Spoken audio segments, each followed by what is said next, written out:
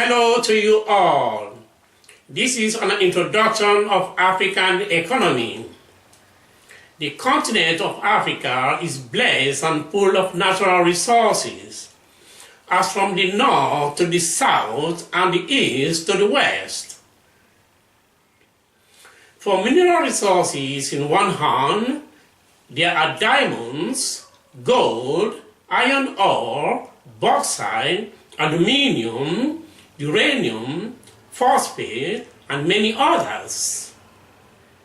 On the other hand, there are varieties of agricultural produce and fertile soil.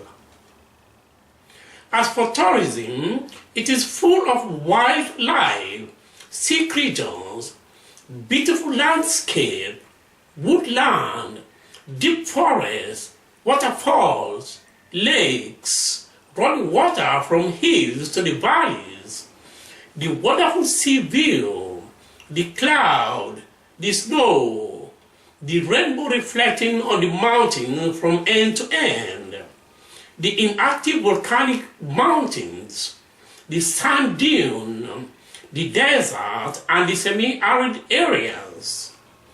You may find all these natural resources in the continent of one race Africa. But yet, the Africans are dying of hunger, drought, malnutrition, immigrating to other continents for survival.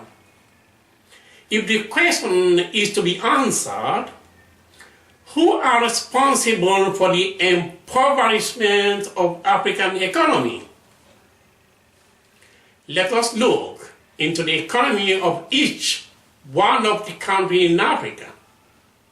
Then you may give your opinion if wish. The world is part of Africa, and Africa is part of the world we live in. Do not destroy the wonders and beauties of our only beloved earth. Thank you so much. The economy of Djibouti. Djibouti's economy is largely concentrated in the service sector.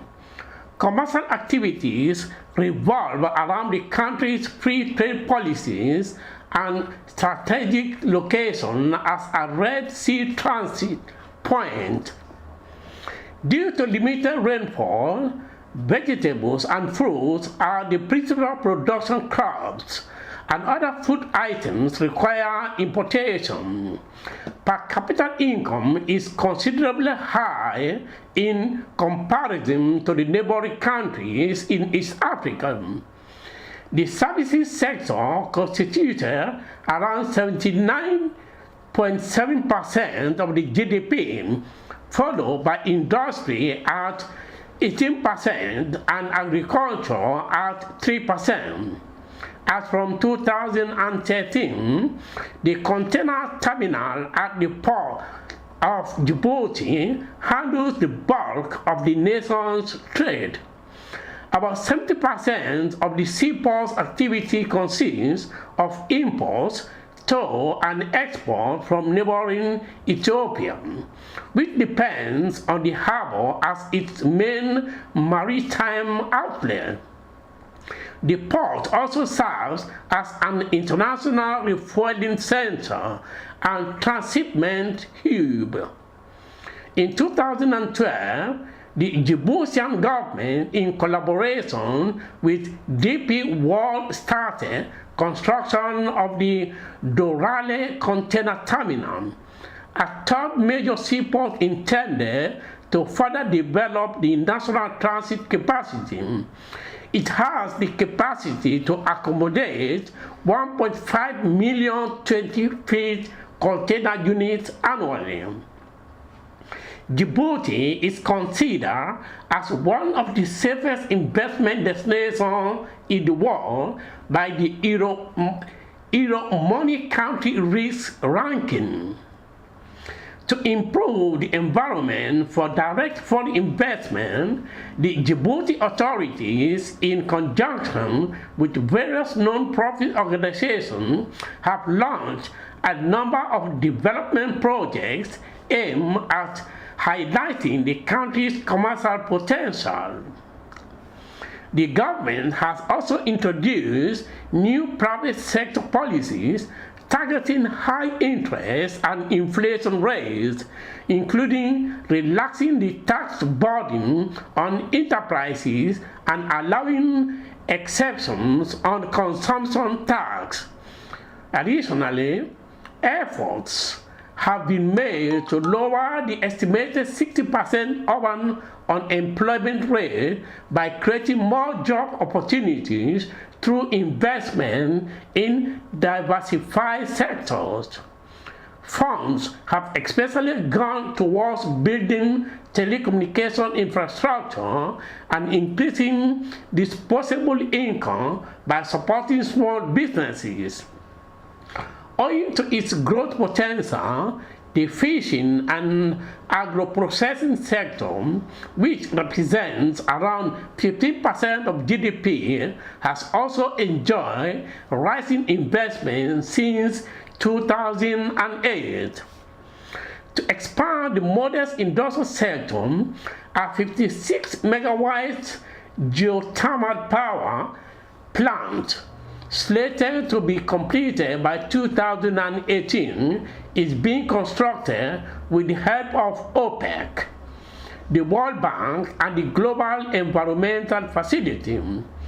The facility is expected to solve the recurring electricity shortages, decrease the nation's reliance on Ethiopians for energy, reduce costly oil imports for diesel-generated electricity, and thereby buttress the GDP and lower debt.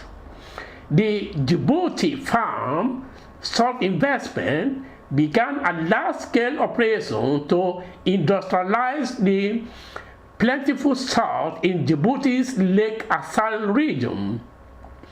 The Djiboutian franc is the currency of Djibouti. It is issued by the Central Bank of Djibouti, the country's monetary authority.